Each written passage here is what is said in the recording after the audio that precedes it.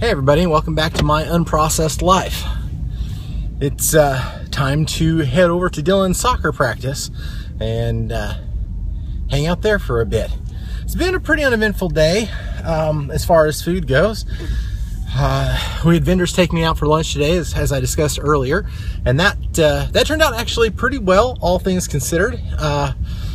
They went somewhere where there was at least a vegan option. They wanted to do pizza, so one of the pizza places here offers a vegan cheese option, and that's the route I went. Looking back, probably should have gone no cheese, but I didn't think about it at the time because they had the vegan cheese offering. So my fat for the day is just off the charts, but calorie-wise, I'm all right. So I'm not going to complain too awful much. It's nice to go somewhere where there's a vegan option. And my company is, we're doing something called disaster recovery exercises tomorrow. And if you're in information technology, you know exactly what that is. If you're not, basically it is where everyone tests all of the systems that are in place in case there is a disaster. So as a disaster recovery exercise, it's kind of a significant sort of thing because everybody is in a room together and you're testing how everything would work and so forth, at least at this particular company. And one of the nice things that I found out today is that they decided to make sure that there were some, they usually feed you breakfast and lunch, and they wanted to make sure that there were some vegan options.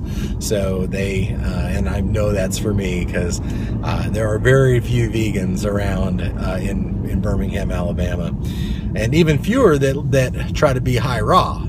I think like the nearest raw group is off in Huntsville, which is a couple hours away.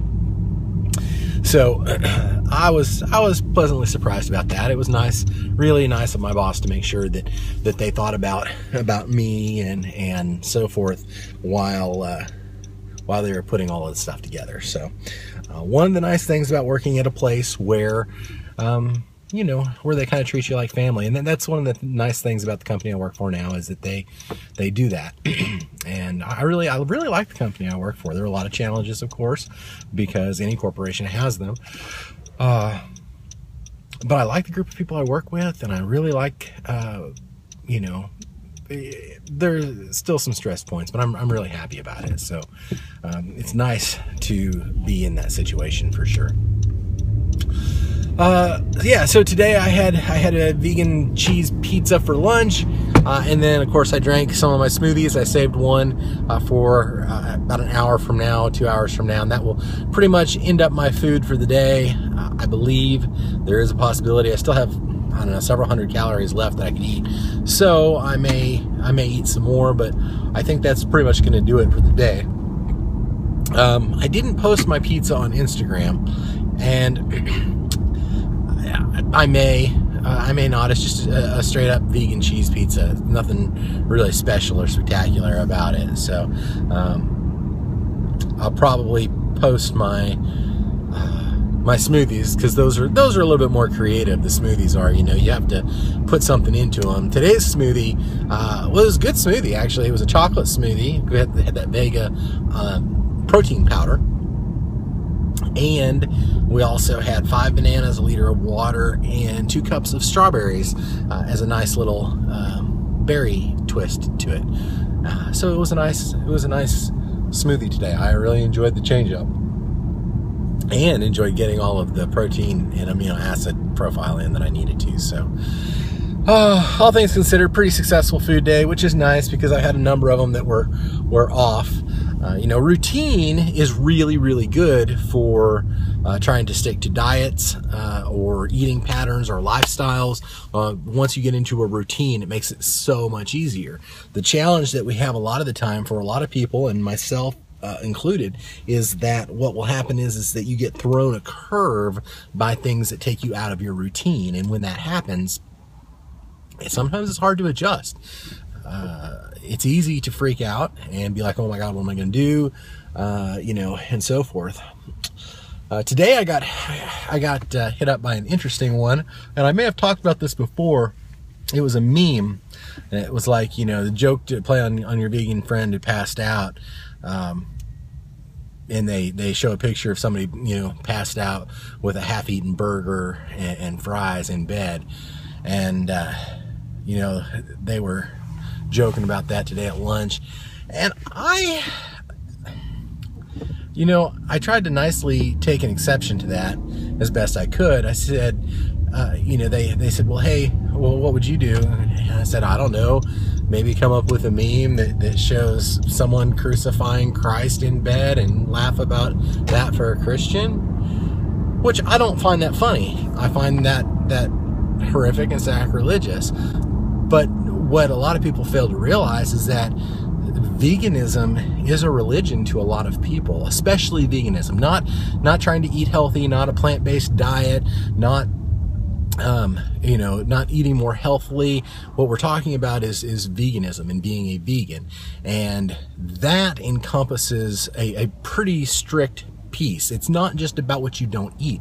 The philosophy behind veganism is really not about the food. It's about not harming others. It's not about not harming the planet. It's about not harming animals. It's about not harming other people. It's really a religion, and it's a religious belief. And even though it may not be protected as such from a legal standpoint, and it might be, I don't know, but it is to some people. They feel very, very deeply about animals not being hurt and not being used for food and so forth. And I share that belief, quite honestly.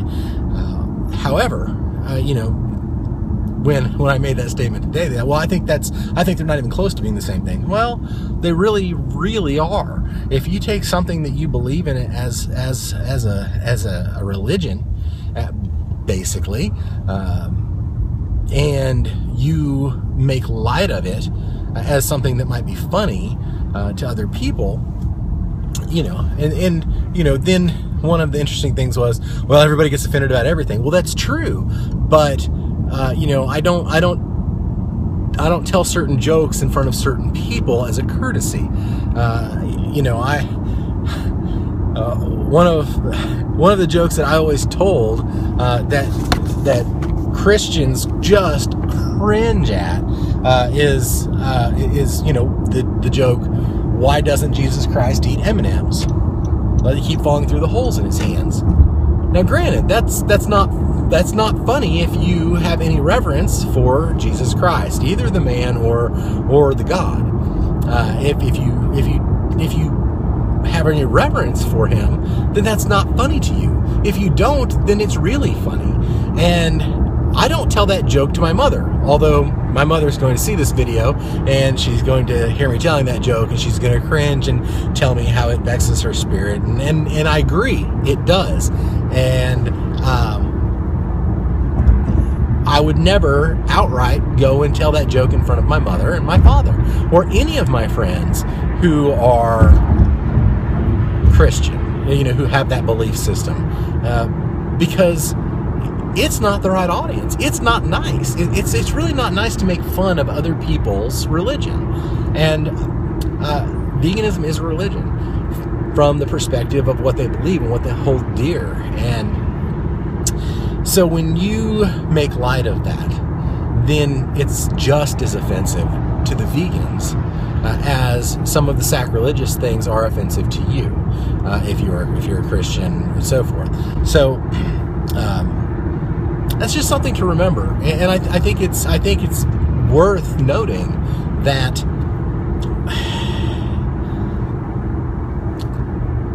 I'm going to go back and tell a story I may have told in the past. We were at Mom and Dad's house a number of years ago, and my parents they pray over their food, and every time I'm in their house, I take a moment of silence and I bow my head and let them pray over the food. And I do it out of respect for my parents as much as anything else. It's not a signal that I believe the same way they do, or I believe that the food that they're blessing is being somehow magically blessed. That has nothing to do with it. It has to do with the fact that I respect them. I respect their beliefs. And even if they're not my beliefs, if they're sharing their home with me and they're sharing their food with me, then the least I can do, what does it hurt me to be nice to them? What does it? Does it hurt me? No, not at all. Do I feel like I have inhibited my beliefs by bowing my head? But anyway, but there were some other folks around the table, and some of them, one of them in particular, a couple of them didn't bow their heads because for them it was a big deal, and that's also fine. I don't necessarily have a problem with that, but there was a conversation that I ended up having with some of them afterwards, how one of them had not bowed their head, and the other one had seen that the other one didn't bow their head, and they felt empowered to not have to do that, not to succumb to the peer pressure of bowing your head while they were saying grace. And I just thought to myself, that's really pretty sad, because you shouldn't have to feel empowered in that scenario, because what does it hurt you? Is it going to change the way that you believe? No. Is it going to prove to someone that you're selling? No. Well, what's it going to do? It's going to show respect for the people that love and care for you. And if you love and care for someone, then it's a great idea to respect them. I'm not saying that, I'm not saying that you have to go against any of your core beliefs. I'm not saying, any of those things. But, a vegan is not going to attend a barbecue where they're slaughtering live animals before the barbecue or during it, because it's against their belief system. And I don't think that it is appropriate to make fun of that belief system to other people's faces. I don't think that's respectful in any way, shape, or form. And it's just a thought that crossed my mind, and I think it's an important one. There's part of me that wants to just go ahead and make a meme that says, hey, that shows basically the same kind of thing, because I don't think people understand it. I don't think people realize that how important that is. I know that when I was growing up, and when I was in 5th and 6th grade, junior high, I made fun of people that had beliefs that were different than mine. I made fun of Buddhists, and I made fun of people who had outlooks that were different than mine, and I thought, how stupid, how silly, how naive. And it took years of growing up and maturing to realize that maybe there's validity to those arguments, to those philosophies. Some of the most influential people in our world history have been people that have those types of philosophies. Mother Teresa, Confucius, Gandhi. Look at some of the great things that they've done by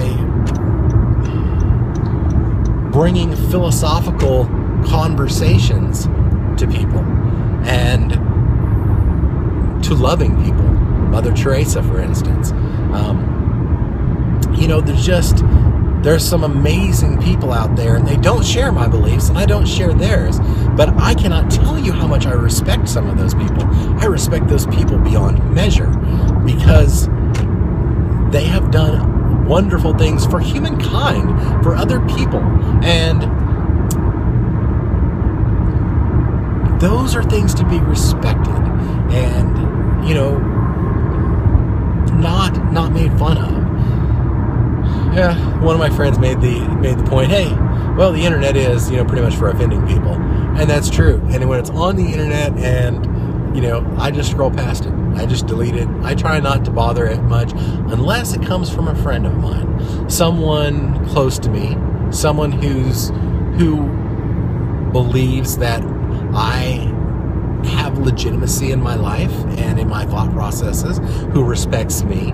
And then many times at that point, what I will do is talk with them about it. I won't talk with the ignorant about it. I won't talk with people, and I say the ignorant, I mean, I won't try to make an argument with someone who I don't feel has the ability at that point in their life to accept any other thought process than their own. And if they can't, then I just let it go, because it doesn't benefit me and it doesn't benefit them. The only thing that benefits them is just knowing that there's a different point of view, and then at some point, maybe. Now, if somebody's belligerent to me about it and starts just trying to rub it in my face or whatnot, then you know what? That's when the gloves come off, and I'll hold my own, because I believe in being passive and nonviolent. But if the gloves come off, I'm going to do my best to eviscerate your argument in front of you. And many times when that happens, people end up looking like fools, and then they get offended, and it goes down that road. And that's what I'm trying to avoid. I'm trying to help people understand the different points of view that we have, and try to embrace the best of all of them. And it's taken me 40 some odd years to get there, and radical changes in the shift of my thought processes. But once the scales have been removed, it's hard to see things any other way. So that's my unprocessed life. Before this video gets to be too long with me ranting and raving, I'm going to go ahead and shut it down. It's been a good day, and I hope you've had a great day. I hope you've had a great day spending some time with me. I know that I love spending time with you, and I appreciate the time you spend with me. It means so much to me. You can catch me over on Instagram at myunprocessed.life, where I post pictures of pretty much everything that I eat, except for the stuff I forget. And then also, you can hit me up on email if you want, myunprocessedlife@gmail.com. Of course, you can always leave comments down below. If you haven't subscribed, please do. If you liked it, make sure you give it a thumbs up and share it with your friends. If you want them to see it, maybe you want to really piss them off. This is a good one to do that with. So anyway, until next time, y'all have a really, really great day, and